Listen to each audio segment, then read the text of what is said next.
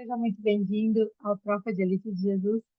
Eu me chamo Suzana, faço parte desse ministério lindo que é comprometido com a palavra, com a verdade, que é o nosso Cristo, que é comprometido em amor e compaixão por vidas e que tem como único propósito obedecer ao Senhor. Amém? E hoje eu quero compartilhar uma mensagem com vocês, é algo que o Senhor falou ao meu coração. Eu quero compartilhar sobre uma mulher, né? Que para mim ela é extraordinária na Bíblia e talvez você até nunca tenha ouvido falar dela, mas a força, a perseverança e a fé dela são um exemplo para todos nós. É uma mulher que enfrentou uma tragédia inimaginável, com uma coragem, né? Ela enfrentou tudo e a dignidade que ela passou por tudo também é o que nos inspira. Então, se você quiser acompanhar o texto, está em 2 Samuel, no capítulo 21, do primeiro versículo ao 14. Eu vou lendo o texto, enquanto você abre, 2 Samuel, capítulo 21, do 1 ao 14. Eu marquei algumas coisas que me chamou a atenção só durante o texto, amém? Versículo 1. Durante o reinado de Davi, houve um período de fome que durou 3 anos consecutivos. Então Davi, ele buscou o conselho de Javé. Buscou o conselho de quem? Ele não buscou conselho, ele não buscou conselho de alguém, ele não buscou em outro lado a resposta. Ele não buscou em carros e cavalos, ele buscou no Senhor a resposta. Às vezes, quando a gente passa por uma situação, a gente não consegue conectar o Wi-Fi, sabe? Fica dando falha. Daí, a gente precisa pegar via Bluetooth de alguém. Às vezes, a gente precisa. Só tem que cuidar bastante de quem pega o sinal aí para não vir um sinal errado, porque tem um sinal meio pirata por aí, então tem que tomar cuidado. Mas os Bluetooth salvam a vida da gente, às vezes. E o Senhor disse a Davi: a fome veio por causa da atitude de Saul, de sua família sanguinária, por terem assassinado os gibeonitas. Então o rei convocou gibeonitas e falou com eles. Ora, os gibeonitas não eram da descendência de Israel, mas eram remanescentes dos amorreus, né, os estrangeiros. E os israelitas haviam estabelecido uma aliança de paz com eles. Todavia, Saul, no seu zelo por Israel, né, no seu amor por Israel e Judá, procurou exterminá-los. E Davi indagou os gibeonitas: que quereis que vos faça? Como eu posso reparar o erro cometido para que vocês nos abençoem, aí nós que somos a herança de Javé? Então ele buscou o perdão com aqueles que foram prejudicados, que foram feridos por ele, pela descendência dele, né? Pelos anteriores, na verdade. E aqui confirma que é necessário arrependimento e perdão perante o Senhor. Sim, é necessário arrependimento e perdão perante o Senhor. Mas com a pessoa que nós vivenciamos a situação também é importante. É necessário pedir perdão ou perdoar a pessoa assim. Tem gente que diz assim, não, eu estou bem já confessei para o Senhor. Eu disse isso muitas vezes. Já confessei para o Senhor, não preciso me resolver com a pessoa, está tudo certo. Já pedi perdão para o Senhor. Só que aqui mostra que Davi foi aos gibeonitas e perguntou: o que que eu posso fazer para reparar isso, para que você me perdoe, né? Os gibeonitas responderam para ele: não se trata de um caso de prata nem de ouro entre nós e Saul e a sua família. Tampouco é um assunto que se resolva para nós por meio de um homem, né? Que um homem deva ser morto em Israel para resolver isso. E aí Davi respondeu: eu compreendo vocês. Eu entendo a dor de vocês. O que disserdes, eu vou fazer. Então os gibeonitas eles solicitaram ao rei. Eles disseram assim: aquele homem aniquilou a nossa gente e planejou destruir todos nós, a fim de que não existíssemos mais em todo o território de Israel. Que nos sejam entregues 7 de seus descendentes, dos seus descendentes, e nós executaremos perante Javé na cidade de Gibeá de Saul, no alto do monte de Javé. Então, eles pediram 7 homens, né, que era da família de Saul, para morrer por causa do mal que Saul fez. O mal, né, os pecados sempre foram expiados com morte ou mortes. Os pagamentos, né, sempre foram com a execução de vidas. Cristo morreu por nós. O sangue expiatório de Cristo foi que aplacou a ira de Deus que estaria sobre nós. Naquele caso ali, eles pediram 7 anos. O rei poupou, no entanto, Mefibosete, que era filho de Jonatas, neto de Saul, por causa do juramento de lealdade que Davi tinha, né, perante Javé, junto com Jonatas, que era filho de Saul. Então, ele separou 7 homens, mas não esse que era importante por conta da aliança que ele tinha, né? Todavia, o rei mandou buscar Armoni e Mefibosete, que eram os 2 filhos de Rispa, 2 filhos que a Rispa, filha de Aiá, tinha dado a Saul, né? E a gente lê até aqui por enquanto. Essa é a história de Rispa, que eu amo, amo, amo. Eu amo a história de Rispa. A história da Rispa, para mim, ela é uma lição de vida. Para a gente compreender a profundidade da história de Rispa, a gente precisa nos situar no contexto histórico da época. Nós estamos falando de um período turbulento, né, ali na história de Israel, durante o reino de Davi, que foi depois da morte de Saul, que foi o primeiro rei de Israel. Davi assumiu o trono e, embora ele tenha sido escolhido por Deus, ungido para liderar o povo de Israel, o seu reinado, mesmo assim, não foi livre de desafios. Crente, segundo o coração de Deus, também passa por prova. Amém? Havia uma série de conflitos internos e externos que Davi precisava resolver para consolidar o governo dele. Um desses foi uma fome, né, muito severa que assolou a terra de Israel por 3 anos consecutivos. Então, a nação de Israel estava inteira passando por um terrível mal, que é a fome. Então, a gente pode imaginar o desespero, a angústia, o povo diante de uma calamidade tão prolongada, 3 anos de fome, de escassez, né?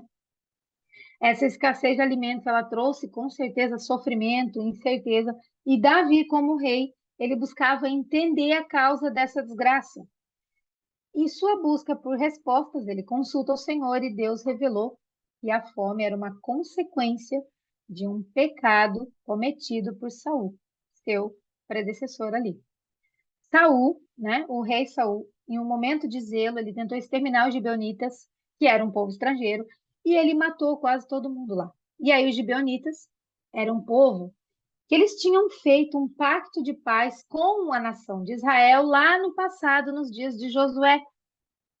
Então Josué tinha confirmado para o povo gibeonita que, embora eles fossem estrangeiros, ele não exterminaria eles, eles iam ser ali uns amigos, ali, iam ficar em paz. E só abrindo um parênteses aqui, Josué fez aliança com os gibeonitas para poupar a vida deles, né? Mas os gibeonitas enganaram ele, né? Eles fizeram ali um esqueminha bem sem vergonha. Só que Josué fez a aliança sem consultar o Senhor. E o que que aconteceu? Ele ficou preso a uma aliança, a um pacto, uma promessa que ele fez que ele jamais poderia desfazer. E aconteceu tudo o que aconteceu por ele fechar uma aliança, por ele fechar um acordo sem consultar o Senhor. Daí no tempo de Saul, ele tentou, né, Saul tentou exterminar esse povo. Esse ato sangrento de Saul foi uma violação grave do juramento feito dos líderes de Israel para proteger os gibeonitas. Então, olha que forte isso, né? Crente tem que cuidar com tudo que fala, com o que promete, com as alianças, com quem anda, com quem vai fazer negócio, com tudo. O que vai orar, para quem orar, por que orar, né? Não sair confirmando as coisas, porque tudo que nós falamos é muito sério, né? Nós, como representantes do reino do Senhor, é muito sério. Para resolver essa situação e apaziguar a ira divina, Davi procurou os gibeonitas e perguntou o que poderia ser feito para expiar o pecado de Saul. Veja, o erro de um trouxe uma calamidade para muitos. A nação inteira sofreu. Os gibeonitas, eles disseram que não era um caso para pagar nem com ouro nem prata, mas exigiram 7 descendentes de Saul, né, para que eles fossem entregues a eles e eles pudessem então executar em retaliação pelo que havia sido feito com o povo deles.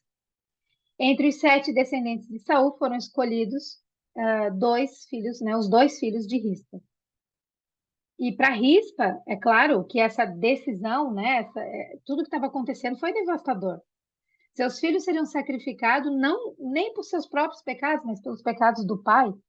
né? Então, a gente imagina a dor, o sofrimento de Rispa ao saber que seus filhos foram entregues para a morte, e esse não foi um momento de perda pessoal, não só um momento de perda pessoal, mas também foi um momento de vergonha pública, de exposição da sua dor ao mundo, porque eles ficaram expostos o corpo deles, né? Foi uma morte desonrosa demais, por causa né, o tipo de morte que aconteceu. Eles foram para expiar o pecado, por causa do pecado.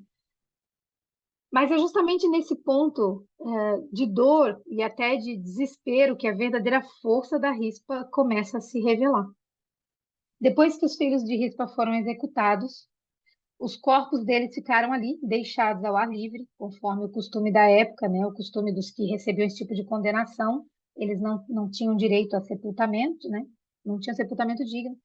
E para nós, isso pode até parecer inconcebível, tudo o que aconteceu, mas na cultura daquele tempo, corpos não sepultados era uma expressão máxima, uma expressão máxima de desonra e de abandono.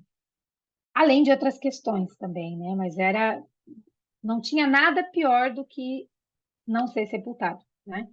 Então imaginem a dor e a angústia de Rispa ao ver os seus filhos, né, que eram parte dela, além de serem mortos, serem expostos e largados dessa maneira. Só que a Rispa, ela não se deixou consumir pela dor que ela estava sentindo, pela situação que ela está vivendo. Ao invés de sucumbir ao desespero, ela tomou uma decisão corajosa, que nos ensina muito sobre o seu posicionamento. Nós lemos ali até o versículo 8, né? Eu quero ler mais um pedaço aqui. Versículo 9 diz assim: Entregou-os nas mãos dos gibeonitas, e estes os enforcaram no alto monte diante de Javé. Os 7 foram mortos ao mesmo tempo, nos primeiros dias da colheita da cevada. Preste atenção nessa informação aqui. Primeiros dias da colheita da cevada. Faz uma anotação para você observar depois. Como diz meu pastor assim, sublinha aí. Versículo 10. Então Rispa, filha de Aiá, tomou um pano grosseiro e o estendeu para si sobre uma rocha. Desde o início da colheita até cair a chuva do céu sobre os corpos. Outra informação é que é um outro tempo. Até cair a chuva, desde o início da colheita da cevada até cair a chuva. Ela cuidou para que as aves de rapina não tocassem nos corpos de dia e os protegeu contra o assalto dos animais selvagens à noite. Então, nós lemos que Rispa tomou um saco, um pano de saco, e o estendeu sobre uma rocha. Onde que ela ficou no momento dela? Sobre uma rocha. E ali ela recebeu, nessa rocha, consolo, conforto, instrução, viveu seu luto, mas ela também continuou e perseverou. Não foi um dia que ela ficou ali. Não foi um final de semana. Não foram 2 dias. Não foram uma semana. O texto diz que ela ficou ali desde o início da colheita da cevada até cair a chuva do céu sobre os corpos. Esse período geralmente corresponde à estação seca em Israel, que vai do início da colheita da cevada, que é aproximadamente o mês de abril, até as primeiras chuvas, que acontecem aproximadamente em outubro. Desde o começo da colheita até que a chuva caísse do céu, Rispa permaneceu ao lado dos corpos de seus filhos, dia e noite, protegendo dos pássaros, dos animais selvagens e tudo que fosse necessário. Foram meses de vigília incansável. Foram meses ali na rocha. Isso me chamou a atenção também, porque o texto ele faz questão de apontar o tempo e tempos que ela viveu. E isso para nos apontar que tudo o que nós vivemos tem início e tem fim. Tudo em nossa vida é uma estação. Tudo tem uma estação. Não que será um prazo igual para tudo ou para todos, mas tudo tem uma estação. Então a gente imagina a cena ali. Uma mãe solitária, em meio ao deserto, dia após dia, noite após noite, lutando contra as forças da natureza, lutando contra as forças do maligno, né? O sol escaldante durante o dia, o frio intenso durante a noite, os animais selvagens rondando e as aves voando por cima, né? Indicando aí que eu acredito que sejam os dardos da mente. E ela já estava todo esse tempo lá, permanecendo firme, inabalável, movida por um amor ao propósito que ela tinha e que transcende todo o entendimento humano. Rispa, ela nos mostra que o amor de uma mãe é uma força muito poderosa. E ela ficou ali todo esse tempo, né, de abril a outubro mais ou menos. Então, ela perseverou, não largou o propósito dela no caminho, não desistiu e perseverou no propósito.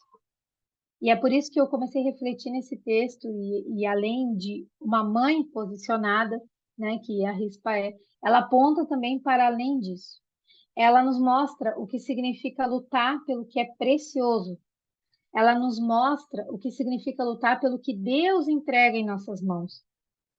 Nós podemos ver filhos de Rispa, né, mas sendo símbolos de tudo aquilo que é caro em nossas vidas. E eu estou falando do espiritual, né? Tudo aquilo que o Senhor nos entregou para um propósito além de nós mesmos. Tudo que o Senhor nos entrega para cuidar, servir, amar. Tudo o que nós, como crentes, como discípulos de Cristo, temos como obrigação mudar a ordem em que se encontra. Eu fui chamada para cuidar e estabelecer a cultura do reino no meu casamento. Eu fui chamada para cuidar e estabelecer a cultura do reino nos meus filhos. Eu fui chamada para cuidar e estabelecer a cultura do reino na minha parentela, no trabalho, na saúde, na comunidade que eu estou inserida, no meu país, nas nações. E quantas vezes nós somos chamados para lutar contra o inimigo que ameaça onde você foi chamado para lutar? Aquilo que é caro, aquilo que o Senhor entrega para você. Tudo que é importante em nossas vidas. Nós somos chamadas, você foi chamada para cuidar e estabelecer a cultura do reino no seu meio, mudar o padrão de cultura ao seu redor, estabelecer o reino de Deus, mudar o padrão de pensamento, mudar o padrão de comportamento. Assim como Rispa defendeu a honra dos seus filhos, nós também temos que lutar e defender aquilo que nós vivemos, aquilo que nós cremos, aquilo que nós estamos inseridos contra dificuldades e adversidades que existem. Seja um problema de saúde que desafia a nossa paz, seja dificuldade que testa a nossa fé, seja crise no casamento, seja o que for. Nós estamos constantemente em batalha para manter e honrar aquilo que nós sabemos que é valioso, aquilo que Deus estabelece para que a gente cuide. A luta contra o aborto, a luta para manter as famílias tradicionais, a luta para discipular os nossos filhos, a luta para viver e falar de Cristo. Tudo são batalhas para a gente manter e cuidar daquilo que o Senhor coloca em nossas mãos. Pense nas noites sem dormir, nas lágrimas derramadas, nas orações fervorosas que você já fez por uma pessoa querida, ou por alguém que você não conhece, nunca viu pessoalmente, ou por sua saúde, ou pela saúde de alguém. Rispa, ela nos mostra que quando parece que tudo está perdido, a nossa perseverança e a nossa fé têm um propósito e um impacto. A nossa perseverança em toda uma situação contrária tem um propósito e um impacto. É quando você olha para aquela pessoa que parece que nunca vai se render a Jesus, mas você não para de orar. E de repente, quando você vê, ela está lá diante do altar. A ação de Rispa, ela não passou despercebida. A perseverança dela chamou a atenção do rei Davi. Quando ele soube do que Rispa estava fazendo, ele ficou profundamente tocado. Ele então ordenou que os ossos dos filhos de Rispa, junto com os ossos de Saul e de Jonatas, que ainda não tinham sido sepultados também, já tinham morrido anteriormente, não tinham sido sepultados, olha o mover acontecendo na vida dos outros por causa do posicionamento dela. E daí Davi também foi buscar de Saul, de Jonatas.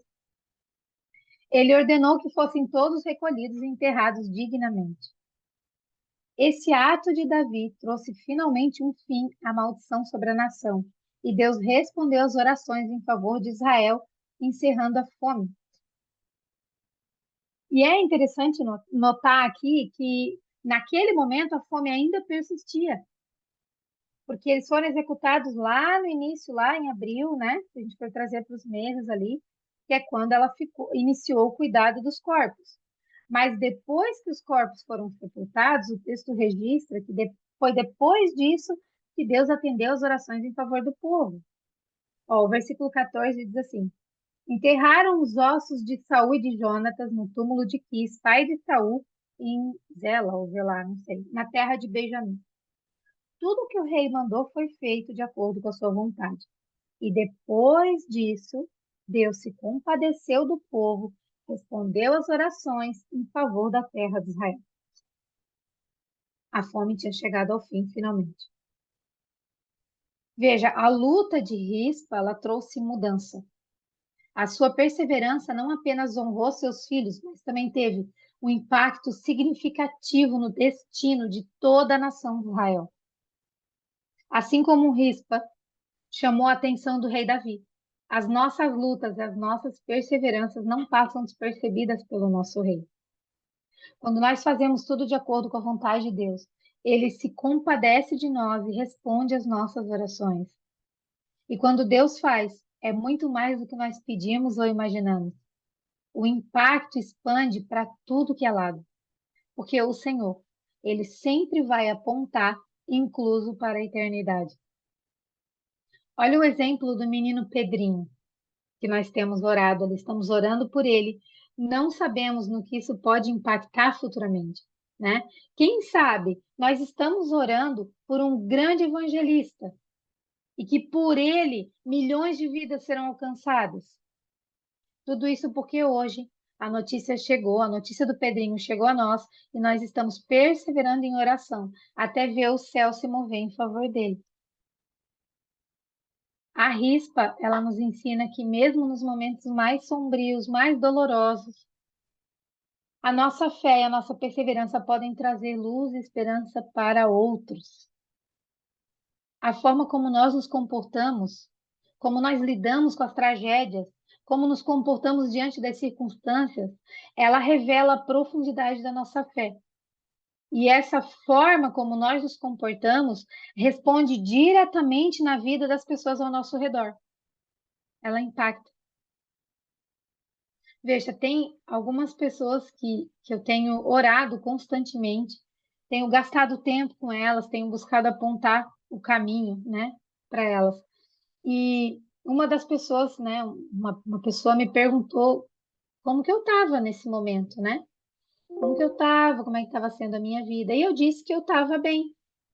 E eu disse que existia um grupo de mulheres, né, que muitas não me conhecem pessoalmente, mas que elas escolheram orar 24 horas todo dia pela minha vida, até chamarmos a atenção do Senhor e eu receber a cura completa, que eu já recebi, mas nós vamos continuar até que chegue à existência. E isso impactou sobremaneira a vida e o coração dessa pessoa. Sabe, ela não entendia como que pode ser desse jeito, como que as pessoas estão orando por mim. Não é que ela não entendia, mas não é comum, né? Não é comum para ela e não é mesmo. A gente não vê em todo lugar alguém que nunca viu você pessoalmente acordar 3 horas da manhã para orar por sua vida, né? Porque então ela ficou impactada, ela teve o coração dela totalmente tomado ali, sem saber o que dizer, porque pessoas estavam orando por mim, porque estão orando por mim, né? Porque a forma como nós nos comportamos, como lidamos com as tragédias diante das circunstâncias, revela a profundidade da nossa fé e responde diretamente na vida das pessoas ao nosso redor. Ela entendeu que alguma coisa está acontecendo. Ela entendeu que alguma coisa da parte de Deus está acontecendo. A perseverança de Rispa o protegeu os corpos de seus filhos dia e noite durante meses, até que eles fossem sepultados, mostrou não apenas seu amor de mãe, mas também a sua fé inabalável e a sua coragem diante da situação. E veja, por mais doloroso que fosse perder um filho, para as mulheres naquele tempo não era incomum. Era trágico, sim, mas não era incomum, né? Até porque toda vez que um rei deixava de ser rei, ela e seus filhos corriam risco de morte, né? Então, o mais terrível não foi a morte, mas foi a injustiça das honras deles, de não serem sepultados, de serem vistos como indignos, Foi por isso que ela batalhou. Quando quem pecou foi o pai deles, né? Por essa razão que ela reivindicava o sepultamento digno. E por que a nossa vida precisa ser inspirada na história de uma mãe? Porque o amor, a força e a perseverança de uma mãe está acima de de qualquer outro exemplo. Não existe outra forma, né? O amor de mãe é o que mais se assemelha, ou é a forma mais prática ou mais profunda de entendermos o amor de Deus por nós. O seu amor é muito maior do que o de uma mãe. Será que uma mãe pode esquecer do seu bebê que ainda mama e não ter compaixão do seu filho que gerou? Embora ela possa se esquecer, eu não me esquecerei de você, diz o Senhor. Rispa nos ensina que nossas ações, por menores que possam parecer, têm o poder de chamar a atenção do nosso rei. Davi, ao saber da vigília incansável de Rispa, foi movido pela compaixão e ele tomou medidas para honrar os mortos e trazer justiça. Isso nos mostra que Deus vê as nossas lutas. Deus vê os nossos esforços. Ele não é indiferente às nossas dores e batalhas. Ele ouve todas as orações, todas as petições. Ele sente a sua dor e ele recolhe cada lágrima sua. Ao ler a história de Rispa, vemos que o seu posicionamento teve um impacto profundo e transformador. E que começou como um ato de amor de uma mãe, se tornou um catalisador para a mudança de toda uma nação. Toda uma nação, algo particular, algo tão pequeno, se tornou tão poderoso, tão conhecido, tão expansivo, como foi essa situação. Assim como o nosso próprio posicionamento pode impactar não apenas nossas vidas, nem é esse o propósito, mas é impactar a vida daqueles que estão ao nosso redor. E quanto antes a gente entender isso, menor o tempo que a gente passa na situação. A fome, que havia durado 3 anos, ela cessou. Esse ato de justiça e honra foi uma resposta direta à perseverança de Rispa. Deus ouviu as orações em favor da nação e respondeu trazendo alívio e restauração.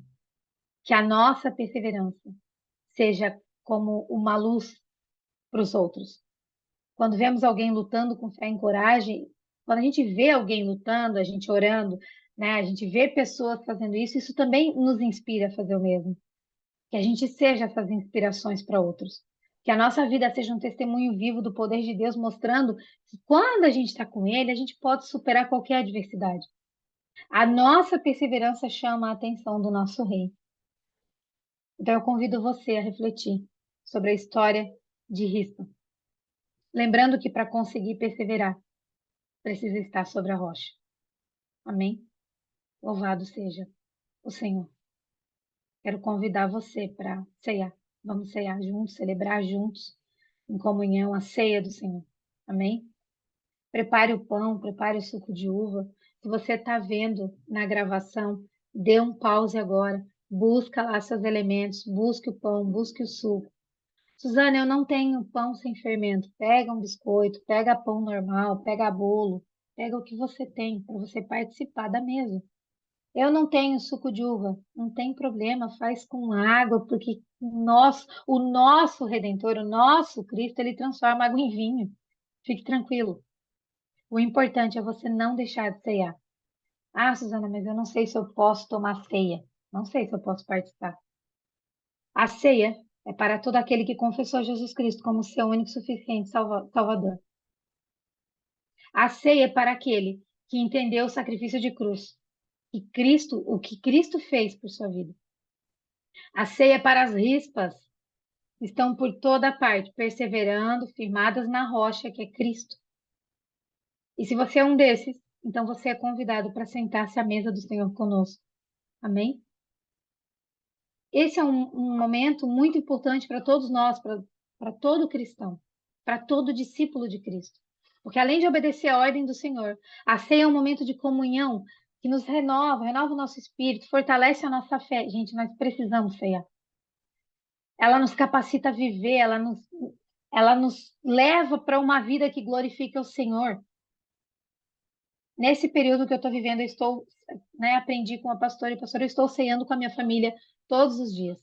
Antes da reunião, eu fui ali ceiar com a minha família, com a minha outra família. Então, que a gente não saia daqui sem cear. Que você que está vendo o vídeo, pare o vídeo, faça, participe da ceia conosco. Que a gente saia da mesa cheios do Espírito Santo de Deus, com uma medida maior de poder do Espírito Santo, cheio de perseverança, de fé e pronto para servir e amar todo mundo que Jesus trazer a nós. Que nenhum seja lançado fora, amém? Eu quero ler Isaías, capítulo 9, versículos 6 e 7. Isaías 9, 6 e 7. Afinal, um menino nos nasceu, um filho nos foi concedido, e o governo está sobre seus ombros. Ele é chamado Conselheiro, Maravilhoso, Deus Todo-Poderoso, Pai Eterno, Príncipe da Paz. Ele é descendente do rei Davi, e o seu poder, como rei, se multiplica sobremaneira. E haverá plena paz em todo o seu reino. As bases do seu governo serão sempre a verdade e a justiça, desde agora e para sempre.